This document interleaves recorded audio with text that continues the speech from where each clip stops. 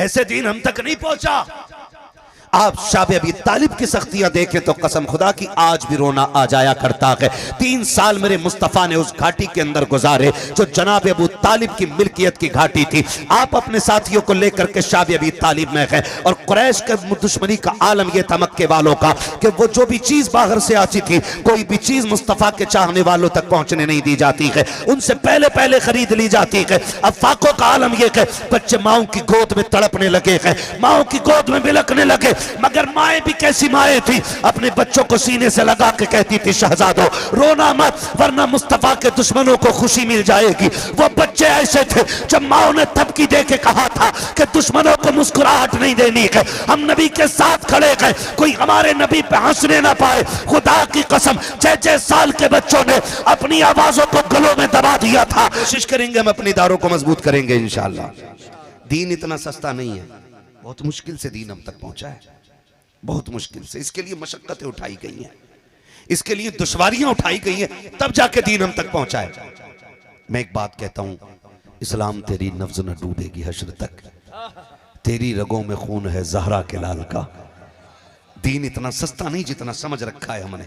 हमारा क्या, हम तो मुसलमान के घर में पैदा हो गए, कान में किसी ने अजान पढ़ दी और आके कहा मुबारक हो हुजूर की उम्मत में पैदा हो गए आके, बस यही लगा ना, उसके अलावा तो कुछ लगा नहीं हमारा दीन पे। भाई दीन की कदर करो, बड़ी कुर्बानियां हैं दीन के लिए, बड़ी कुर्बानियां हैं। मेरे नबी ने ऐलान नबूवत फरमाया, सुने अल्लाह करे हमें भी दीन के लिए जान लुटाने का अल्लाह जज्बा अता फरमाए। चलूं आगे, है ना? तवज्जो है कारी साहब, कोई डिस्टर्ब हो रहा? तवज्जो है सारे लोगों की। हुजूर ने ऐलान नबूवत फरमाया, ऐलान नबूवत फरमाया और सरकार ने फरमाया कूलू ला इलाहा इल्लल्लाह, कहो अल्लाह के सिवा कोई माबूद ही नहीं है। ये मेरे नबी का ऐलान है। और फरमाया मेरी रिसालत का इकरार करो, कामयाब हो जाओगे। कितने लोगों ने साथ दिया, जितने नाक तक खा के उठे थे ना, सारे मुंह पे कह के चले गए थे मानने वाले नहीं। हुजूर का चेहरा उतरा, 10 साल के बच्चे की निगाह पड़ गई और वो 10 साल का बच्चा कोई और नहीं, आज दुनिया उसे हैदर कर्रार कहती है। आज दुनिया हैदर कर्रार कहती है। उसी शेरे खुदा की नजर पड़ गई, सब चले गए। मेरे नबी ने कहा अली तुम नहीं गए, तुम नहीं गए, सारे मेरी बात का इनकार करके चले गए, तुम क्यों रुके? आगे बढ़ के दामन थाम के कहा महबूब दिल थोड़ा न कर, अबू जहल ना ही मानता ना माने, उतबा नहीं मानता ना माने, अली तेरे साथ खड़ा रहेगा। 10 साल की उम्र में हजरत अली ने कहा मैं आपके साथ रहूंगा। ऐलान नबुव्वत करना था, एक कोहराम मच गया। गैर तो गैर अपने भी जान के दुश्मन बन गए। अबू लहब जैसा चचा भी हुजूर का दुश्मन हो गया। कितनी मुश्किल से दीन हम तक पहुंचा ये बताना चाहता हूं। मैं सलाम करता हूं इन नौजवानों को जिन्होंने खून पसीने की कमाई लगा करके आज ये दिन दिखाया है कि मुझे और आपको अल्लाह और उसके रसूल की बातें करने का मौका मिल रहा है। नहीं, मैं आपसे कहना चाहता हूं, आप अपनी जगह पे बैठे रहिएगा, सैयद साहब क़िबला तशरीफ ले जा रहे हैं, कोई परेशान न करे। तवज्जो है सारे लोगों की। मुसीबतें उठाई गई, आज हमारा कुछ दीन पे नहीं लगा है, कोई कुर्बानी दीन के लिए नहीं गई है। लोग दुश्मन हो गए जान के, सबने इकट्ठे हो के कहा अबू तालिब, अब्दुल मुत्तलिब का इंतकाल हो चुका था, तो हुजूर अपने चचा जनाब अबू तालिब की किफालत में थे। उनके पास जाके लोगों ने शिकायत की, कहा समझाओ पोते अपने भतीजे को समझाओ वरना अच्छा नहीं होगा। कहा क्या हुआ?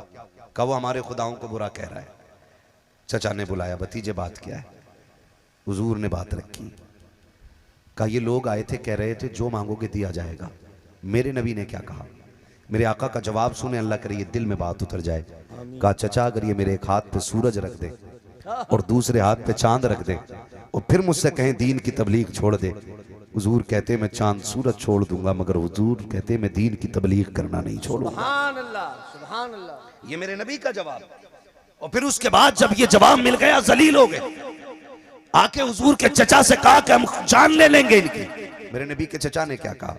कहा होश के नाखून लो, हल्के में मत लेना, मैं साथ खड़ा हूं, और जब तक मैं हूं किसी की माँ ने दूध नहीं पिलाया मेरे भतीजे का एक बाल भी बेका कर सके।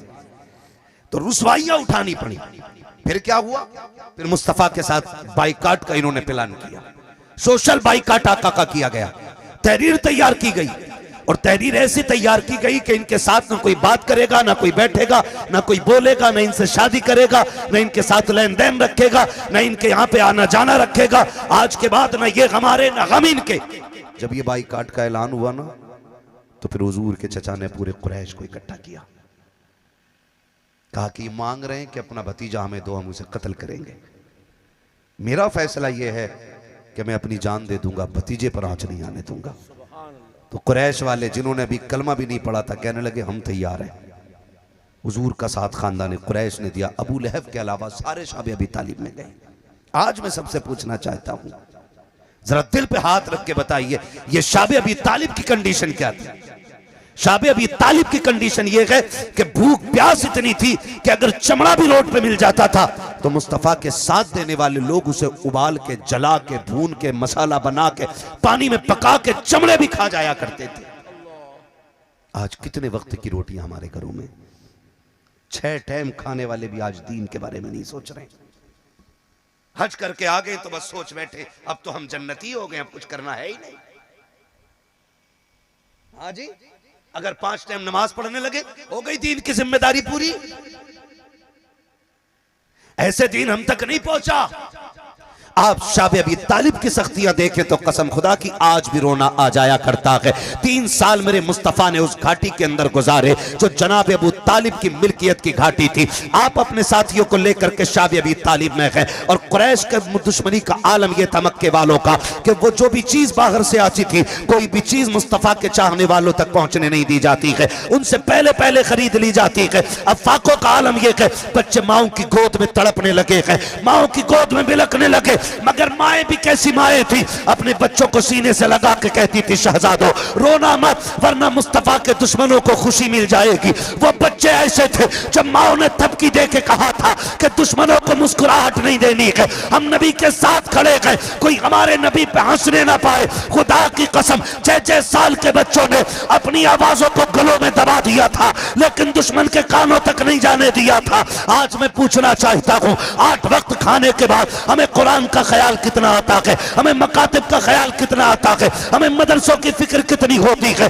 हमें दीन का ख्याल कितना आता है। हमारी कौम ने तो बेगैरती की चादर ओढ़ रखी है। कोई कहता है ये ज़कात खाने वाले हैं, कोई कहता है ये खैरात खाने वाले हैं, कोई कहता है ये मुल्लों की जमात है। अल्लाह की कसम खा के कहता हूं ये ज़काती खैराती नहीं है, ये वो कौम है जो यहाँ भी मुस्तफा के है और क़यामत में भी मुस्तफा के रहे। सुभान अल्लाह, नारे तकबीर, नारे रिसालत, जश्न इस्लाहे माशरा, मुफ्ती हम्माद साहब किबला, नारे तकबीर, नारे रिसालत।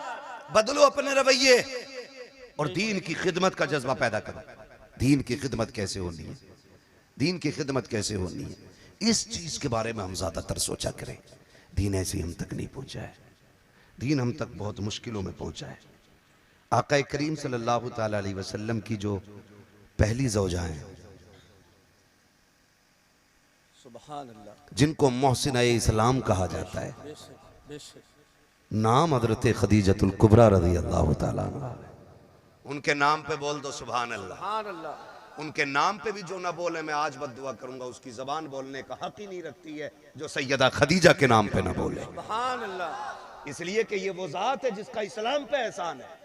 और मेरे नबी ने कहा था लोगों कायनात पे इस्लाम का एहसान है, मेरी खदीजा वो है जिसने इस्लाम पे एहसान किया है। कौन खदीजा है, कौन खदीजा है? आज 10 लाख रुपए में दामाद मिल जाता है? 4 बेटे हो गए तो अब्बा उंगलियों पे गिन रहा है। 10 गुड्डू पे मिलेंगे, 10 पप्पू पे मिलेंगे, 10 अच्छन पे मिलेंगे, 10 जुम्मन पे मिलेंगे। कितने लाख हो गए बोलो? 40 लाख। ये सोते सोते 40 का ख्वाब देख रहे हैं। ऐसा लगता है बेटे नहीं बकरे पाले हैं और बकरा ईद आने वाली है। बड़ा बड़ा बेगैरत पड़ा है। लिस्ट वो बुढ़ा लिए घूम रहा है गाड़ी की जो कभी जिंदगी में बुलेट पे बैठे गई नहीं। उस बेगैरत के हाथ में जहेज की लिस्ट है जिसे बहू गिलास तक नहीं छूने देगी। तू क्यों मरा जा रहा है? पिलाई 3 इंच वाली चाहिए। तुझे कभी बेड पे बैठने नहीं मिलेगा, मर कितना मरेगा। हाँ, कौम का बेड़ा गर्क करके रख दिया है बेगैरतों ने। आज कंडीशन यह कि कौम की बच्चियों के बाल सफेद हो गए, इसलिए कि जहेज देने के लिए बाप के पास पैसा नहीं है, और ये हर साल गले में हार डाल के कीमत लगवाता बेटे की। कुछ तो इतने चालाक मुखिए होते हैं, हर साल कहते हैं रिश्ता कराओ, कहां हो रहे यार रिश्ता, फला आदमी 12 देने कह रहा, सोच रहा है 1 साल और बढ़ा दूं फिर 15 लाख मिलेंगे। अल्लाह, ये कंडीशन है लोगों की। हजरत खदीजतुल कुबरा वो हैं जिनको मलिका अरब कहा जाता है। बेशक। क्या कहा जाता है? मलिका अरब। जब हुजूर के निकाह में नहीं आई थी तो इनके कपड़ों में सोने के तार होते थे। अल्लाह। सोने के तारों से बना हुआ कपड़ा पहनती है खदीजा। लेकिन जब हुजूर के निकाह में आ गई, हुजूर ने ऐलान नबुव्वत किया तो लोगों को हंसने का मौका मिला, क्योंकि मुखालिफ हो गए लोग, मजाक करने लगे, कहने लगे माज़अल्लाह मोहम्मद वो हैं जो बीवी की कमाई पे पल रहे हैं। ये बात हजरत खदीजतुल कुबरा के कानों तक पहुंची। ये बात मेरी उन बहनों के कानों तक भी पहुंच जाए जो शोहर की जेब से पैसा निकाल के अपनी जेब में रख के फिर अगले दिन शोहर को दे के हिसाब लेती, मेरे वाले पैसे किधर है, और फिर इसी चीज पर झगड़े हो जाते। ये शोहर के साथ जिंदगी गुजारने का तरीका नहीं। हजरत खदीजतुल कुबरा के कानों तक आवाज पहुंची कि लोग ये कह रहे हैं कि हुजूर इनके पैसों पे पल रहे हैं। आपने बड़े बड़े रईसों की दावत की, बुलाया और खाना खिला के कहा ठहर जाना जरा, सारे काम है। सारे रुक गए। खदीजा को क्या काम पड़ गया, लगता है बिजनेस का कोई काम होगा, बड़ी अमीर है ना, इसलिए सोच के बैठ गए। लेकिन हजरत खदीजा ने अपने गुलाम को हुक्म दिया सारा जेवर निकालो, सारा सोना लाओ। जब ढेर लगाया गया, इतना ऊंचा सोने का ढेर लग गया कि जो इधर बैठे थे उधर वालों को नजर नहीं आ रहे थे, जो उधर बैठे थे इधर वालों को नजर नहीं आ रहे थे। और आपने फिर अगला जुमला फरमाया, लोगों क्या कहते हो कि हुजूर मेरी कमाई पे पल रहे? का गवाह रहना, आज से मैं अपनी सारी कमाई मुस्तफा के कदमों में डाल रही हूं। सारा सोना उठा के हुजूर के कदमों पे डाल दिया। और फिर मेरे नबी की सखावत देख, आने वाले चंद दिनों ने मुस्तफा ने सारा माल उठा के गरीबों में बांट दिया। सुभान अल्लाह। आवाज आती है, कौन देता है देने को मुंह चाहिए, देने वाला है सच्चा हमारा नबी, देने वाला है सच्चा। हमारा नबी, सारे नहीं बोल रहे हैं, देने वाला है सच्चा हमारा नबी। हमारा नबी। सब कुछ बांट दिया। अब सुने, जो थोड़ा सा काम करके कह रहे हैं मैं अपने हिस्से का कर बैठा भाई, अब तो मौत का इंतजार है, मौत का नहीं लठिया का इंतजार है। थोड़ा सा खर्च करके कभी ये मत करना कि हम काम कर चुके। उम्मुल मोमिनीन खदीजतुल कुबरा, जिन्होंने कुल कायनात अपनी दीन पे कुर्बान कर दी, कितनी कुर्बान की। एक दिन हुजूर तशरीफ ले आए। हुजूर आए, हज़रत खदीजा की चौखट के बाहर ना 5 ऊंट खड़े थे। हुजूर अंदर आए, चेहरे पे थोड़ा सा उदासीपन। हज़रत खदीजतुल कुबरा बावफा खातून है, ऐसी बावफा हैं कि 25 साल हुजूर के साथ गुजारे हैं, तन्हा गुजारे। लेकिन मेरे नबी कहते हैं 25 साल में कभी मुझे दरवाजे पे खड़े होकर आवाज देने की जरूरत नहीं पड़ी। ये रवैया हजरत खदीजतुल कुबरा का हुजूर के साथ था। 25 साल कभी आवाज देने की जरूरत नहीं पड़ी। वो खदीजतुल कुबरा चेहरा देख के समझ गई महबूब खैर है, चेहरा क्यों उतरा हुआ है। खदीजा ये दरवाजे पे ऊंट किसके? का हुजूर मेरे हैं। कहते मेरी खदीजा को दौलत की क्या जरूरत पड़ गई। इतना सुनना था, हजरत खदीजतुल कुबरा ने गुलाम को आवाज दी, कहा जल्दी कर ऊंट खोल, कमर पे रस्सी डाल, छोड़ दे। किसी को देने भी नहीं, छोड़ किधर जाने, कान जाने दे जहां चले जाएं। ऊंटों की रस्सियां खुलवा के छुड़वा दिया और फिर आके हुजूर की बारगाह में अपना दामन पकड़ के बैठ जाती है। आके करीम ने चेहरे को देख करके कहा था, खदीजा बात क्या है? हजरत खदीजा की आंख में आंसू हैं, कहती महबूब माफ कर दिया जाए कि मेरे ऊंट मेरी मिल्कियत किसी के पास थी, अभी उसके पास से आई है, ये मेरे पास खड़े हुए थे। सरकार मैंने वो सारे खुदा की राह में ऐसे ही छोड़ दिए हैं, मुझे दौलत प्यारी लगी है। आका करीम की बारगाह में दामन पकड़ा के बैठ जाती है। आका कहते खदीजा क्या कर रही हो? कहा महबूब अगर तू कहे तो ये बदन के कपड़े बचे हैं, अगर आप कहे तो ये भी उतार के किसी को मैं हिबा कर दूं। आका करीम इतना सुन करके अचानक मुस्कुराने लग जाते हैं। हजरत खदीजा रो रही है, मुस्तफा मुस्कुरा रहे हैं। आका करीम की मुस्कुराहट देखी, हजरत खदीजा ने कहा आका आप क्यों मुस्कुराए? कहा मैं नहीं बल्कि जिब्रील भी मुस्कुरा रहा है। कहा क्या बात है? कहा जब तूने दामन पकड़ा है जिब्रील रब का सलाम लेके आया है, रब ने तुझको भी सलाम कहा है, मुझको भी सलाम। नारे तकबीर, नारे रिसालत। समझ रहे हैं भाई? ये खदीजतुल कुबरा इतनी कुर्बानी देने वाली खातून जिसने पूरी जिंदगी दीन के नाम कर दी, फिर जिंदगी में वो वक्त भी आया जो सभी का आना है। विसाल का वक्त करीब आया हज़रत खदीजतुल कुबरा का। आज ना जो विसाल हुआ है, जो कपड़े पहने हुई थी उन कपड़ों में 16 पैबंद लगे हुए थे। सुभान। कितने पैबंद? 16। बोलो, सारे नहीं समझ पा रहे कि कितने पैबंद लगे थे? 16 पैबंद लगे थे। इंतकाल की घड़ी है, मौत का वक्त करीब है।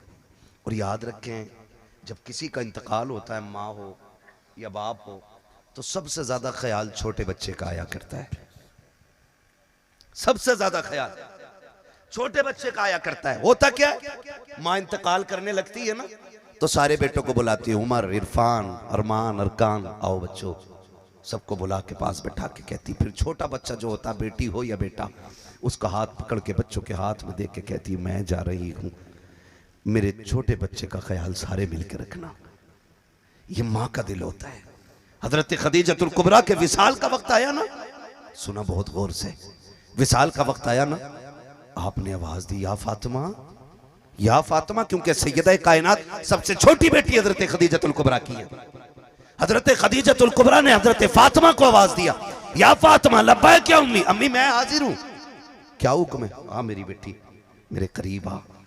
बुलाया और सीने पर लिटा लिया, लिटा के अम्मा के जुमले सुने। कितनी बावफा बीवी है हुजूर की हजरत खदीजा। कहती फातिमा मैं जाने वाली हूं, देख बेटी रोज बाप शाम को थक के आते हैं, तबलीग का बड़ा काम रहता है, मेरे बात परेशान न करना अब्बा को। हजरत खदीजतुल कुबरा ये कहती गई, सैयदा रोने लग गई। जब रोई आपने तसल्ली दी और आखिर के जुमले जानते हो, बात लंबी पड़ेगी अगर तफसील से बयान करूं। बेटियां बेटियां हुआ करती हैं। अगली बात हजरत खदीजतुल कुबरा ने कहा था, फातिमा बेटी कहा जी का अपने बाबा के पास चली जाओ।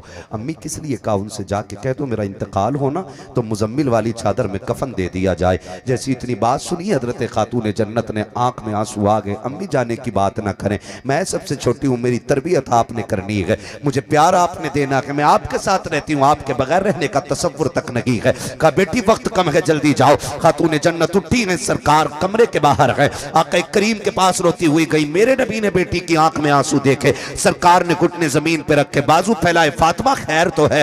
आ बेटी सीने से लग, बात क्या है? कहा बुजान अम्मी ने बड़ी बात कह दी है, आज बर्दाश्त नहीं हो रहे हैं उनके जुमले। कहा क्या बात है बेटी? का अम्मी के पास थी, सीने से लगाया। कहा मुझे अम्मी ने कुछ नसीहत और वसीयत की है और आखिर में मुझसे कहा है वालिद से जाके कहो मुझे मुजम्मिल वाली चादर दे दी जाए। मेरे आका करीम ने जब इतना सुना है, कहा बेटी जाओ माँ से जाके पूछो इस मुजम्मिल वाली चादर की जरूरत क्या पड़ गई है। तोड़ करके खातून जन्नत आई है, अम्मी बताओ ना चादर क्यों चाहिए।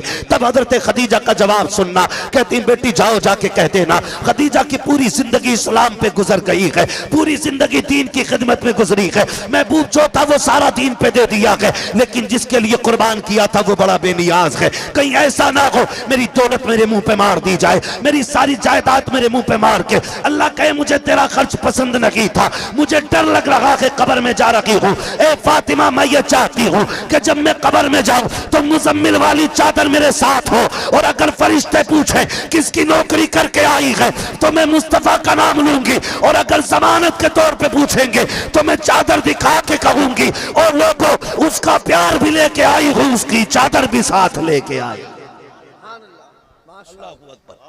ये हजरत खदीजतुल कुबरा ने बेटी से कहा। जब खातून जन्नत ने इतना सुना ना, तवज्जो है सारे लोगों, थके तो नहीं, अभी नहीं थके ना। अल्लाह खातून जन्नत के सदके में सबकी बेटियों के नसीब अच्छे फरमा दे। सबके सबसे मुश्किल मसला मैं आज की जिंदगी में समझता हूं बेटियों की जिंदगी के फैसले। ये अलग मसला है, मुझे अभी इस पे बात नहीं करनी है। मैं बस अपनी गुफ्तगू इख्तिताम की तरफ लेके चलूं। आपसे मेरी गुजारिश है, जितनी देर सुने मोहब्बत से सुने। अभी पीछे वाले भैया थके तो नहीं है ना? सलामत रहे। जरा सारे कह दें या रसूल अल्लाह, और जोर से बोले या रसूल अल्लाह। मैं हुजूर की सीरत के पहलू रख रहा हूं आपके सामने। दीन कितना मुश्किल से हम तक पहुंचा है, दीन कितनी मुश्किल से पहुंचा है। हुजूर आ गए, आके आके करीम ने फरमाया, खदीजा तूने सिर्फ चादर मांगी है, तूने 25 साल मेरे साथ ऐसे गुजारे हैं, अगर खाल भी मांग लेती तो आज मैं अपनी खाल उतार के दे देता। हाँ, अगर खाल भी मांग लेती तो अपनी खाल उतार के दे देता। मैं बहन बेटियों से गुजारिश करूंगा, निकाह के बाद तुम्हारी सबसे बड़ी दौलत तुम्हारा शोहर होता है, उसी की खुशी के लिए तुम्हें जिंदगी गुजारनी है। माँ बाप के घर के फैशन या मेकअप या ड्रामे या तमाशों के लिए कभी शोहर को नाराज करने की हिम्मत भी मत करना, कोशिश नहीं, हिम्मत भी मत करना। तेरी शोहर, तेरा शोहर तेरी जन्नत है, तेरी शोहर की रजा में रब की रजा रखी गई है। अगर तू शोहर को राजी करके दुनिया से जाएगी तो अल्लाह जन्नत के दरवाजे खोल के रख देगा। अगर इस हाल में दुनिया से जाएगी कि शोहर नाराज है तो अल्लाह जन्नत के दरवाजे बंद करके रख देगा, कोई बचाने वाला नसीब नहीं होगा। शोहर सबसे बड़ी दौलत होती है। आका करीम के जुमले सुनिए, खदीजा इतना बड़ा एहसान किया कि तूने आज सिर्फ चादर मांग रखी है, अगर खाल भी मांगती मैं उतार के दे देता। ये कोई छोटा जुमला नहीं था, बहुत बड़ा जुमला था। आज हालात तो ये है कि शोहर बैठ के खाता रहता है, एक बार बीवी से पूछने का रवादार नहीं है कि तूने भी खाया है कि नहीं खाया है। तू सुबह से झाड़ू लगाती रखी है, बता तेरे हलक से पानी उतरा है कि नहीं। आज के शोहरों का ये रवैया है। कल के मुस्तफा जाने रहमत का दिया हुआ सबक तो देखो प्यारे, हजरत खदीजा की मुस्तफा तारीफ कर रहे हैं और आका ये कह रहे हैं, खदीजा तूने वो एहसान किया है कि अगर खाल भी मांग लेती तो दे देते। मुस्तफा आप बताओ ना, खदीजा का कितना बड़ा एहसान है। फिर आका करीम के रोजे से आवाज आती है, नादान तारीख का ये फर्क भी उठा करके देख ले। एक दिन में तबलीग के काम से वापस पलटा, दुश्मनों ने पत्थर भी मारे थे, सताया भी था, मेरे चेहरे पे खाक भी थी, धूल भी थी, फाके और कमजोरी के आसार मेरे चेहरे पे थे। जैसी मैंने घर में कदम रखा, मेरी खदीजा दरवाजे पे पहले से इंतजार कर रही थी। मेरा हाथ पकड़ा खदीजा ने, अंदर लेकर के आई है, मुझे बिठा के कहा था, फिदा का भी वम्मी या रसूल अल्लाह, आका मेरे माँ बाप आप पे कुर्बान हो जाएं। लगता है फिर दुश्मनों ने आपको सताया है, फिर आपको तकलीफ दी गई है। आका करीम कहते मेरी खदीजा मुझे लेकर बैठ जाती है और अचानक एक प्याला लेकर के खजूर का आई है, मेरे मुंह में खजूर देते हुए कहती, सरकार लग रहा है कई दिन का फाका है, इसलिए आप ये खजूर तनावुल फरमा लें। सरकार का रवैया देखिए, आज हम अपना देखें और सरकार की जिंदगी को देखें। जब सरकार आधी खजूरें खा चुके हैं, फिर आका ने हजरत खदीजा का हाथ पकड़ लिया और पकड़ने के बाद जो खजूर मुस्तफा की तरफ आ रही थी, आपने मोड़ के हजरत खदीजा की तरफ कर दी है। आका के जुमले थे, खदीजा मैंने तो खा लिया कि तू बता तूने कब से नहीं खाया है, तेरे भी अलग से कुछ उतरा है कि नहीं। जब इतना जुमला मेरे नबी ने कहा है, हजरत खदीजा की चीख निकल जाती है, सरकार का चेहरा देख के रोने लग जाती है। आका करीम ने कहा था, खदीजा मेरी बेटियां कहाँ हैं? कहा सरकार रोते रोते सो गई हैं, आज कई दिन का फाका था आका, आज बच्चों से भूख बर्दाश्त नहीं हो रही थी। आका करीम ने बच्चियों का चेहरा देखा, कहा खदीजा बच्चियों को क्यों नहीं खिलाया? तब हजरत खदीजतुल कुबरा ने कहा था, या रसूल अल्लाह आप खा लीजिए, आप खा लीजिए, इसके खाने का ज्यादा हक आपका है। कहा किस लिए? कहा सरकार इसलिए हम कह रहे हैं कि अगर हम फाके से रखेंगे और भूख की वजह से हमें कुछ होगा तो सिर्फ खदीजा का नुकसान होगा, सिर्फ फातिमा का नुकसान होगा, सिर्फ उम्मे कुलसूम का नुकसान होगा, सिर्फ रुकैया का नुकसान होगा, सिर्फ ज़ैनब का नुकसान होगा। आका आप खा लीजिए, अगर आपको कुछ हो गया तो सिर्फ हमारा नहीं सारी कायनात का नुकसान हो जाएगा। या रसूल अल्लाह हमारे जैसे तो और भी आ सकते हैं, लेकिन तेरे जैसा क़यामत तक कोई नहीं आ सकता। नारे तकबीर, नारे तकबीर, नारे रिसालत, नारे रिसालत। है तवज्जो सारे लोगों की? दीन पे बड़ी कुर्बानी लगी है, बड़ी कुर्बानी दीन पर लगी है। ओ भाई इसकी कदर करें। फिर वो वक्त भी आया, हजरत खदीजतुल कुबरा का विसाल हुआ। हुजूर की ज़ौजा का जब विसाल हुआ तो पहले यही मसला था कि हम इनको दफन नहीं होने देंगे। ये एक अलग मामला है, मुझे इस टॉपिक पे तफसील से बात नहीं करनी है। अल मुख्तसर ये कि दफन हो गया, दफन से फारिग हो गए, हुजूर घर आए, मुश्किल घड़ी थी। किस तरह से मेरे नबी ने हक तबलीग अदा किया है कि बंदे को समझना चाहिए। घर आए तो खातून जन्नत दौड़ के आ गई, जो मफहूम है ना जुमलों का वो इस तरह है। लिखा है मुअर्रिखीन ने दौड़ के आके कदमों से लिपट के कहा था, अब्बा जी अम्मी कब आएंगी। ये जुमले ऐसे थे जिसने हुजूर को निढाल कर दिया। सरकार बेटी को उठाए, घर की तरफ बढ़े, ले जाकर के बैठे। हुजूर ने खातून का इंतजाम किया, सिर्फ खातून जन्नत का दिल बहलाने के लिए। दिल बहलाने के लिए मुश्किल मामला होता है, बच्चे छोटे हों और माएं चली जाएं तो बड़ी मुश्किल हो जाती है। फिर घर घर नहीं रहते, जब जोड़े टूट जाते हैं तो फिर घर बिगड़ जाया करते हैं। हुजूर ने घर भी संभाला है और उम्मत भी संभाली है।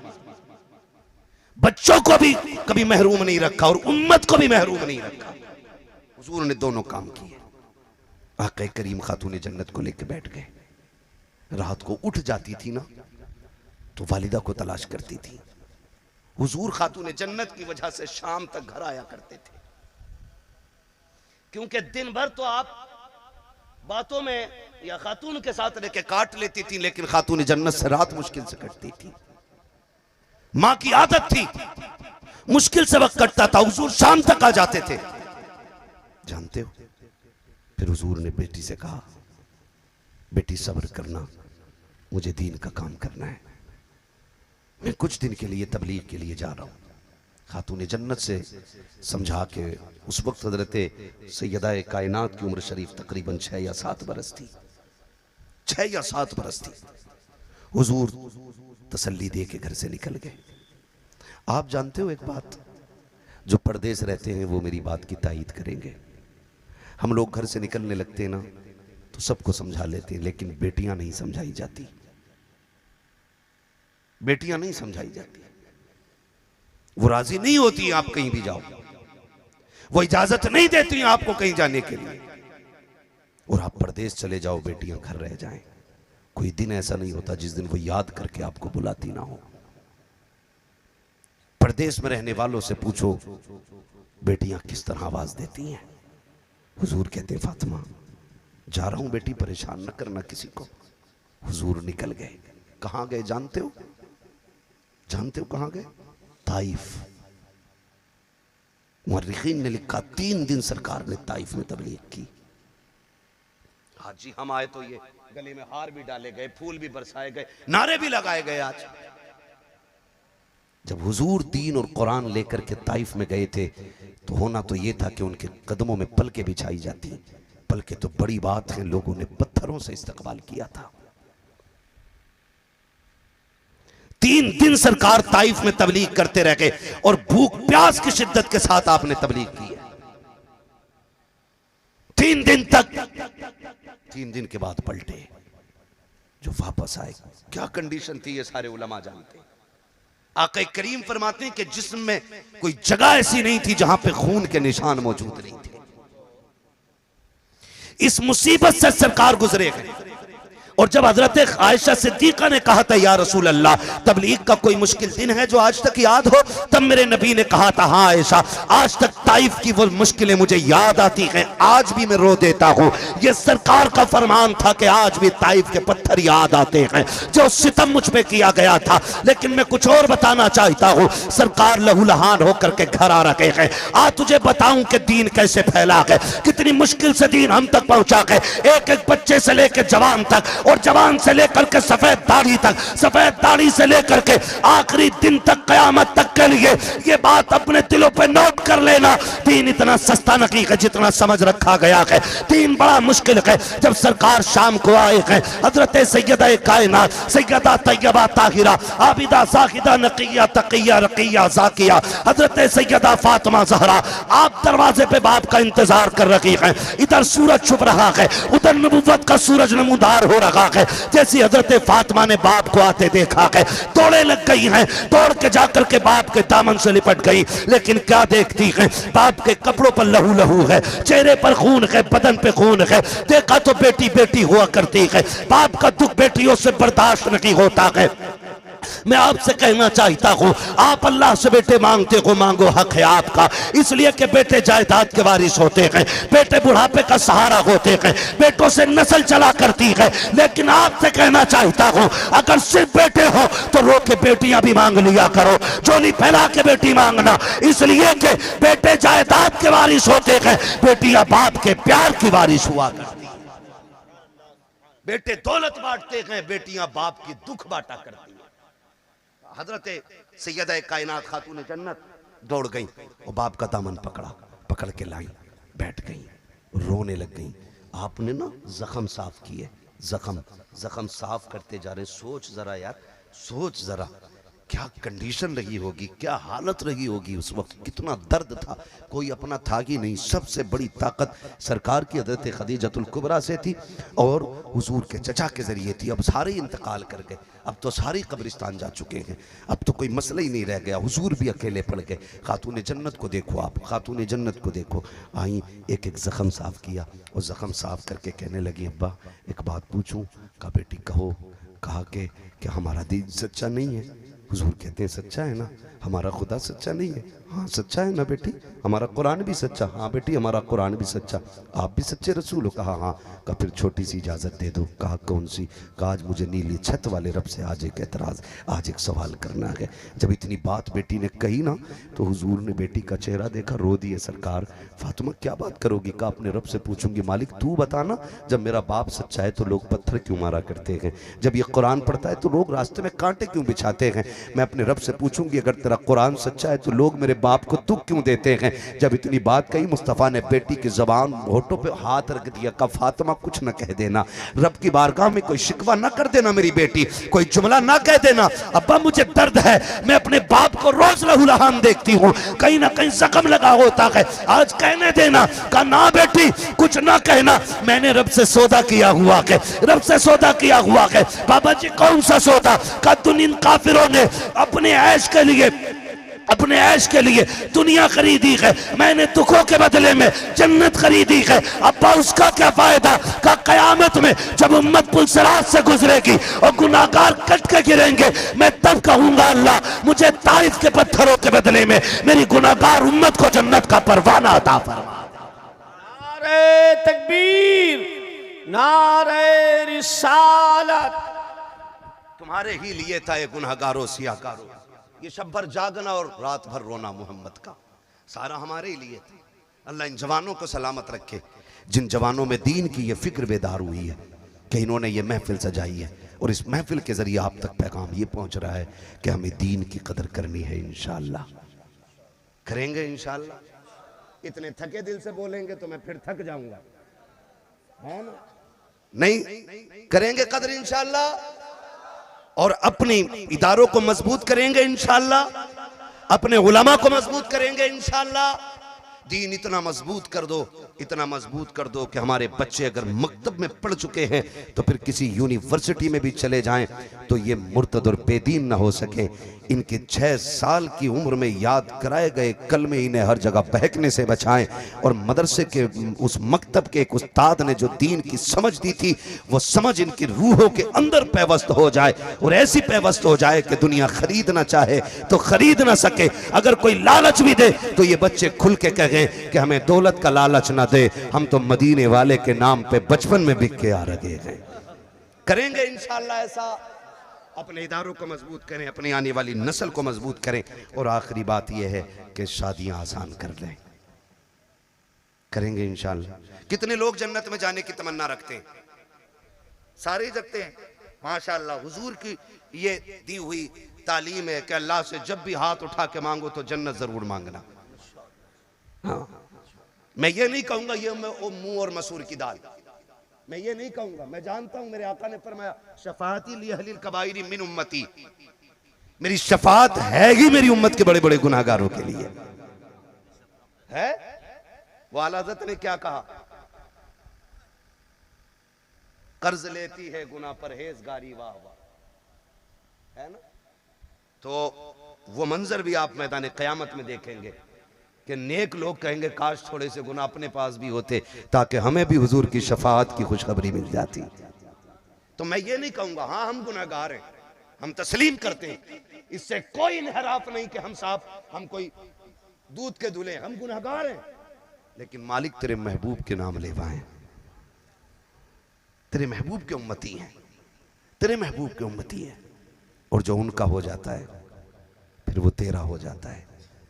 इसी आस में तो बैठे हैं, शायद कोई नेकी रब को पसंद आ जाए और वो हमारी जिंदगी भर के गुनाहों पे भारी पड़ जाए। भी तो हो सकता है ना, हो सकता है ना। तो हम इसी उम्मीद पे, लोग कहते हैं जी कई बार ना ये बातें होती हैं, हज़रत बैठे उलमा, मैं आपसे ज़रा बात कर लूँ, थके नहीं है ना, तो मैं ज़रा 2 मिनट ले लूँ आपके, सलामत रहे भाई, ठीक है ना भाई, सो थोड़ा सा बर्दाश्त कर लीजिएगा, मैं 2 मिनट और बढ़ा दे रहा हूँ थोड़ा सा। मैं अर्ज़ ये कर रहा हूँ आपसे बाबू, मैं माजरत चाहूँगा क्योंकि मैं बहुत ज़्यादा देर बोल नहीं पाऊँगा। बदर वाला बहुत लंबी बात हो जाएगी, मैं बस आप मेरी थोड़ी सी बात सुन ले जो मैं कहना चाह रहा हूँ। मैं क्या कह रहा था अभी भूल गया मैं। दुरूद पाक पढ़िए सल्लल्लाहु अलैहि वसल्लम।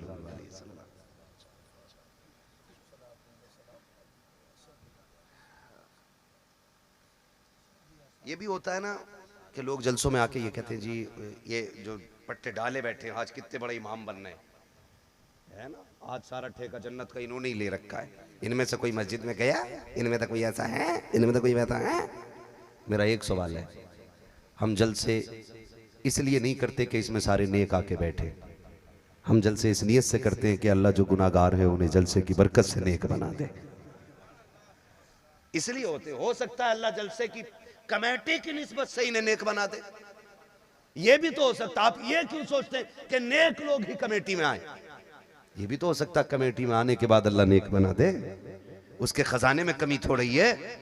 इंशाअल्लाह अपने हिस्से का काम सारे करेंगे, करेंगे ना इंशाअल्लाह, सारे लोग करेंगे अपने हिस्से का काम दीन का। जो परदेश में रहते हैं मेरे भाई, जो मेहनत करते हैं, उन सब पे जिम्मेदारी बनती है, जो बाहर से कमा के भेजते हैं उनका भेजना लाजिम है, और जो यहाँ रहते हैं उनका लाजिम है उन पर के बाहर से आई हुई रकम को 1-1 रुपया सही जगह पे लगाया जाए, वरना परदेसी कैसे कमाता है ये परदेसी से अच्छा कोई नहीं जानता है, कोई नहीं जानता। न ईद, न बकरीद, न त्योहार, न शादी, न बिया, कुछ नहीं मिलते। ईद के दिन भी 2 रकात पढ़ के कमरों में लेटे रहते। परदेश परदेश होता है, वो कोई पिकनिक मनाने की जगह नहीं है, परदेश है। उनकी मेहनत की कदर करें सारे लोग, उनकी मेहनत की कदर करें। और आप सारे नौजवानों से गुजारिश है, कितने लोग जन्नत में जाने की तमन्ना रखते हैं ज़रा बता दें, सबकी है ना माशाल्लाह। अब हाथ नीचे कर लें, मैं एक आसान रास्ता बता दूं। आसान रास्ता ये है, कुरान कहता है, इसका मफहूम है आयत करीमा का, कि जो किसी फंसे हुए की गर्दन छुड़ा देगा अल्लाह उसे बेहिसाब जन्नत अता फरमा देगा। ये कुरान की आयत का मतलब है कि 30वें पारे की आयत है कि जो किसी फंसे हुए बंदे की गर्दन छुड़ाए अल्लाह उसे बेहिसाब जन्नत अता फरमाएगा। हम में से निकाह करने की इजाजत सिर्फ उसी को शरीयत देती है जो कमा के खुद भी खा सके, बीवी को भी खिला सके। ये शर्त है कि नहीं भाई, है कि नहीं? अगर बंदा उसका नफका ना दे सके, उसका खर्च ना उठा सके, उसको निकाह करना जायज है? बोले नहीं ना, हराम है। फिर जायज नहीं है तो यकीनन उन्हीं के लिए जायज है जो खर्च उठा सकते हैं बीवी का। जब हमें पूरी जिंदगी खर्च उठाना है तो एक बेड अपनी तरफ से बनवा लेंगे तो क्या हो जाएगा? छोटी सी बात कर रहा हूं मैं, बहुत बड़ी नहीं। एक बेड अपने पास से बनवा लें, 4 कुर्सी अगर सोफे वाली ना ला सकें तो आप प्लास्टिक वाली ले लें। जरूरी तो नहीं है अगर सोफा मिलेगा तो आपकी इज्जत में 4 चांद लग जाएंगे। कुर्सी ले लें, एक सेट बर्तनों का आप खरीद लें, 2, 2.5, 4 हजार तक का मिल जाएगा। आप अपनी कमाई के बर्तनों में रोटी खाएं, अपने कमाई के बिस्तर पे लेटें। कर सकते हैं इतना?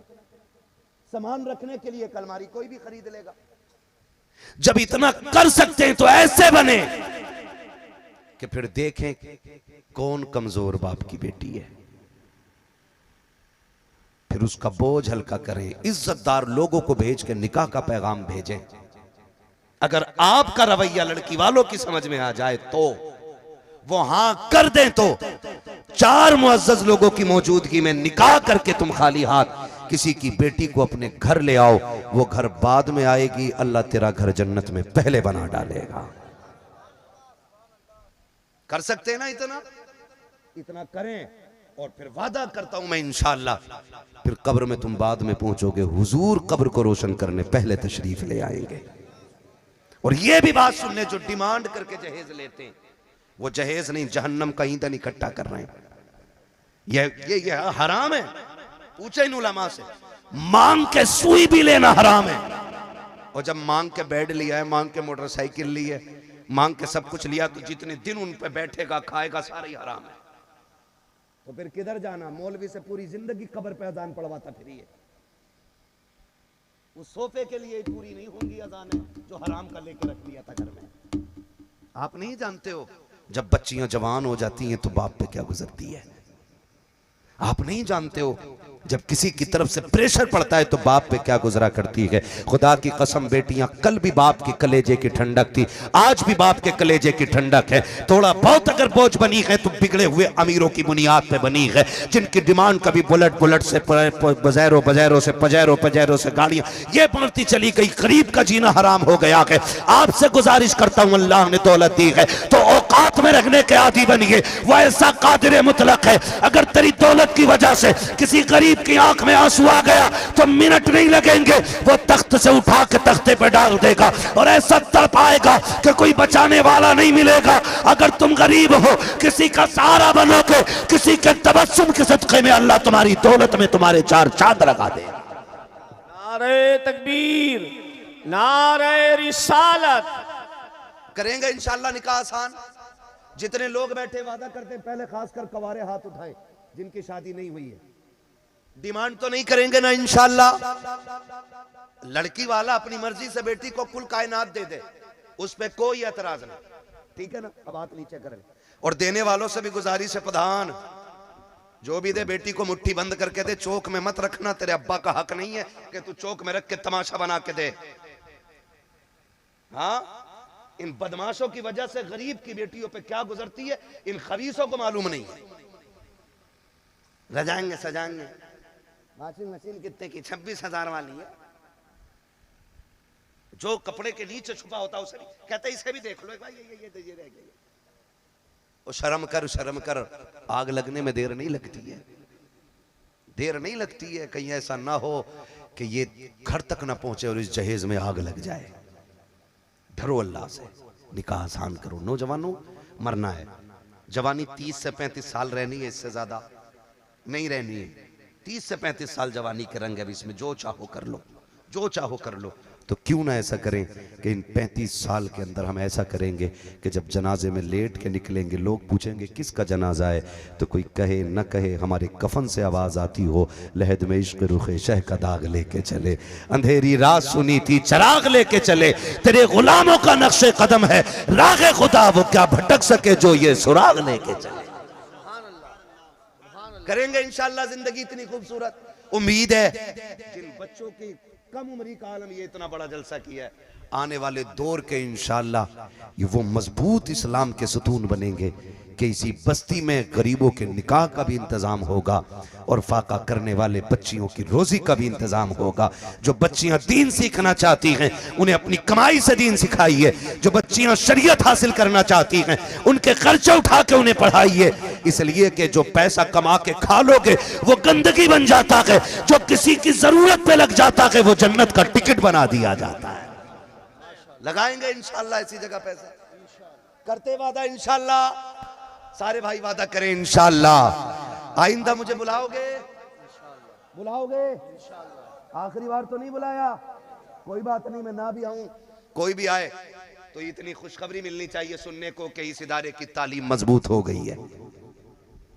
वादा करते हो भाई कमेटी वालों?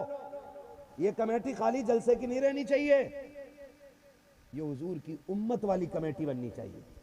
आप खाली जलसा ही नहीं देखेंगे, आप गरीबों को भी देखें, आप यतीमों को भी देखें, आप लावारिसों को भी देखें। शरीयत ने आप पे ये लाजिम नहीं किया है कि आप किसी की गरीबी दूर करें, इतना दें कि उसकी गरीबी दूर हो जाए, ये अल्लाह का काम है। किसी को अमीर रखना और गरीब रखना ये अल्लाह का काम है, लेकिन वक्ती तौर पे हम जितना काम आ सकते हैं उतना आएंगे इंशाअल्लाह। करते वादा इंशाअल्लाह, सारे वादा करते हैं इंशाअल्लाह। आप मजबूत हो जाइए। और ये जरूरी नहीं है इस मिशन को बरेली से चलाया जाए तभी चलेगा, इसे अजमेर से चला जाए तभी चलेगा, इसे कचौचा शरीफ से चलाओगे तब चलेगा, इसे मारेरा शरीफ से चलाओ तब चलेगा। नहीं, अच्छाई है, जरूरी नहीं है बड़ी हवेलियों से चले। अच्छाई तो छोटे से छप्पर से भी निकलती है तो कायनात में छा जाती है। तो आप इस बस्ती के अंदर ये लाजिम करें कि अच्छे काम करेंगे इंशाअल्लाह। बारात में डीजे बजाओगे? बजता है यहां है? अभी मैं परसों की बात है शायद, नहीं कल की बात है, आज तो हो गया। मैं कल वाले जलसे में जब जा रहा था, यकीन करें कौम मुस्लिम की बेगैरती की भी हद नहीं है। एक बारात रोड पे थी हजरत, रोड पे बारात थी तो आगे वो डीजे चल रहा था, पोंपो जो बजाते रहते हैं ना, अब भी कोई पुराने वाले निकाल के लाते हैं, और डीजे भी चल रहा था, ढोलक भी थी, और वो उठा के चलते हैं, वो लाइट जो होती है खंबे जैसे, क्या मैं नहीं जानता हूँ उसको, जो भी है उसको लेके चलते। तो दो साइडों में केबल था, ठीक है। अब हालत देखें उस बारात की, आगे आगे डीजे, दो साइडों में लाइट चल रही है, केबल था, उसके बीच में लड़कियों और औरतों को भर दिया गया है। दो साइडों से ढोलक और डांस करने वाले बेगैरत, और पीछे पीछे मर्द बेगैरत जा रहे थे। मैं सोचने लगा अगर इस कौम पे तबाही नहीं आएगी तो और क्या होगा। जहां फिलिस्तीन की बच्चियां आज कमरे में सोते वक्त भी नकाब नहीं उतारती हैं। जब इंटरव्यू में उस बच्ची से पूछा गया था तूने नकाब क्यों नहीं उतारा, क्यों नहीं उतारती हो तुम, दिन भर नकाब में रहती हो? उसने कहा दिन की बात करते हो, हम तो सोते भी नकाब में। कहा क्यों? कहा कि पता नहीं कब आके कोई मिसाइल गिरे और हमारी बिल्डिंग हमारे ऊपर गिर जाए, तो हम इसलिए नकाब में सोते हैं कि लोग हमारी लाशें निकालने आए तो हमारी लाश भी बेपर्दा किसी को नहीं मिलनी चाहिए। और हम कहां खड़े हैं, हम कहां खड़े? अपनी ही बेटियों को नचा के मौज करते हैं हम, अपनी बच्चियों को डांस करा के हंसते हैं हम, अपनी बेटियों के कपड़े उतरवा के राजी होते हैं हम। किस मुंह से जाएंगे हुजूर के सामने, किस मुंह से जाएंगे? ओ दूल्हा बनने वालों, खुदा तुम्हें सेहरे मुबारक करे, तुम्हारी जिंदगियों में बरकत आए। मैं इस बात से इनकार नहीं करता, मगर यह भी आपको इकरार करना पड़ेगा कि मौत अपने वक्त पे आनी है। जरूरी नहीं है तो डांस करके कूद के यहां से निकल रहा और बहू लेके आ जाएगा। कितने ऐसे हैं कि सेहरे में गए हैं और कफन में लिपट के लौटे हैं। कहीं ऐसा ना हो ये तेरी जिंदगी का आखिरी डांस बन जाए। बंद करो ये तमाशे। अब कौम तमाशे अब भी नाचेगी तो इस कौम के लिए अब जमीन तंग हो जानी चाहिए, क्योंकि अगर अब भी नहीं जागे तो फिर कब जागोगे, अब भी नहीं उठे तो फिर कब उठोगे? उठो और ये बेगैरती जो हमारी कौम में आ गई है इसका जनाजा निकाल दो। वो निहायत ही बेगैरत, बदकिरदार, बदअसली, बदनस्ली होगा जो हुजूर का उम्मती होते हुए आज के बाद अपने बेटे की शादी में डीजे बजाएगा। ऐसे शख्स का बाइकाट पूरी कौम को करना होगा, पूरी कौम करे। और ये उलमा से गुजारिश है, उलमा से, पूरे इलाके के इमामों को बैठा के आप मीटिंग लें और ये सब मीटिंग लें कि जो बारात लेके बाजे से आएगा उसका निकाह कोई मौलवी नहीं पढ़ाएगा। बंद करो ये तमाशे। हाँ, अगर तुम्हें ज्यादा ही जोरों शोर की खुशी की जरूरत है तो फिर नात पढ़ते पढ़ते बारात करो, फिर हुजूर की बातें करते करते बारात करो।